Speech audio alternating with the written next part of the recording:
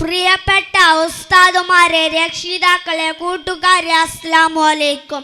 പ്രിയരെ, ലോകമെമ്പാടും സന്തോഷിക്കുന്ന ഈ സുന്ദര ദിനത്തിൽ മുത്തുനബിയെ കുറിച്ച് അല്പം ചില കാര്യങ്ങൾ പറയട്ടെ. മുത്തുനബി സല്ലല്ലാഹു അലൈഹി വസല്ലമ തങ്ങളുടെ ഏറ്റവും വലിയ മോചിതത്തിൽ പെട്ടതാണല്ലോ പരിശുദ്ധ ഖുർആൻ. ആ ഖുർആൻ എന്നും നമ്മൾ പാരായണം ചെയ്യണം. ഖുർആനിൽ നിന്ന് ഒരു ഹർക്കത്ത് ഓതിയാൽ 10 പ്രതിഫലം നമുക്ക് ലഭിക്കും. ഖുർആൻ ദിവസവും ഖുർആൻ നാം പാരായണം ചെയ്യണം. ഇത്രയും പറഞ്ഞ് ഞാൻ എൻ്റെ കൊച്ചു പ്രസംഗം നിർത്തുന്നു. അസ്സലാമു അലൈക്കും. ബഹുമാനപ്പെട്ട ഉസ്താദുമാരെ, ഉമ്മമാരെ, ഉപ്പമാരെ, എൻ്റെ കൊച്ചു കൂട്ടുകാർ, അസ്സലാമു അലൈക്കും.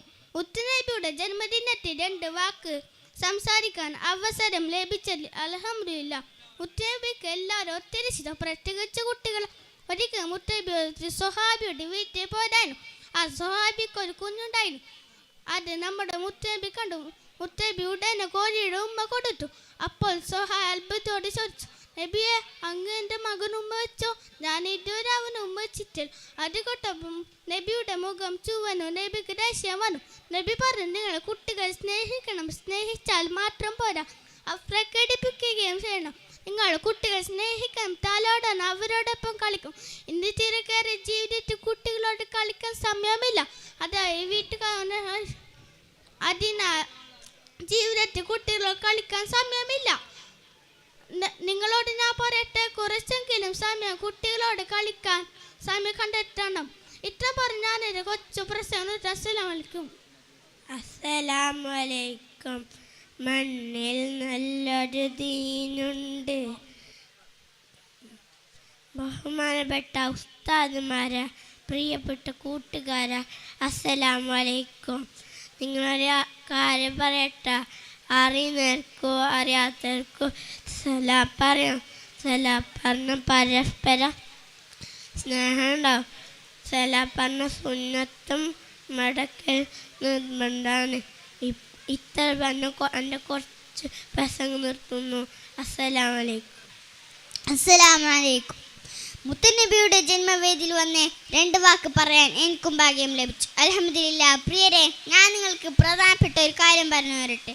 നമ്മൾ അറിയുന്നവർക്കും അറിയാത്തവർക്കും സലാം പറയണം. സലാം പറഞ്ഞാൽ പരസ്പരം സ്നേഹമുണ്ടാവുമെന്ന് നബി തങ്ങൾ പറഞ്ഞിട്ടുണ്ട്. സലാം പറയൽ നിർബന്ധവും മടക്കൽ നിർബന്ധവുമാണ്. ഇത്രയും പറഞ്ഞുകൊണ്ട് ഞാൻ എൻ്റെ കൊച്ചു പ്രസംഗം നിർത്തുന്നു. അസ്സലാമു അലൈക്കും. ബഹുമാനപ്പെട്ട ഉസ്താദുമാരെ, പ്രിയപ്പെട്ട കൂട്ടുകാരെ, അസ്സലാമു അലൈക്കും. മുത്തുനബിക്ക് എല്ലാവരും ഒത്തിരി ഇഷ്ടമാണ്, പ്രത്യേകിച്ച് കുട്ടികളെ. ഒരിക്കൽ മുത്തുനബി ഒരു സഹാബിയുടെ വീട്ടിലേക്ക് പോയതായിരുന്നു. ആ സഹാബിക്ക് കൊച്ചു കുഞ്ഞുണ്ടായിരുന്നു. കണ്ടുരനെ കോരെടുത്തൊരു ഉമ്മ കൊടുത്തു. അപ്പോൾ ആ സഹാബി ചോദിച്ചു, എൻ്റെ കുഞ്ഞിനെ ഉമ്മ വെച്ചോ? ഞാൻ ഈത്തോളായിട്ട് എൻ്റെ കുഞ്ഞിനെ ഉമ്മ വെച്ചിട്ടില്ല. നബിയുടെ മുഖം ചുവന്നു, ദേഷ്യം വന്നു. കുട്ടികളെ സ്നേഹിക്കണം, സ്നേഹിച്ചാൽ മാത്രം പോരാ, അത് പ്രവർത്തിക്കുകയും വേണം.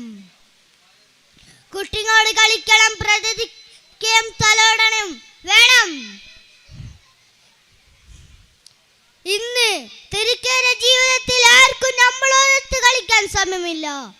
മുത്തുനബിക്ക് കുട്ടികളോട് കളിക്കുന്ന ഇഷ്ടമാണ്. എൻ്റെ കൊച്ചു പ്രസംഗം അവസാനിക്കുന്നു. അസ്സലാമു അലൈക്കും. പ്രിയപ്പെട്ട ഉസ്താദുമാരെ, രക്ഷിതാക്കളെ, കൂട്ടുകാരെ, അസ്സലാമു അലൈക്കും.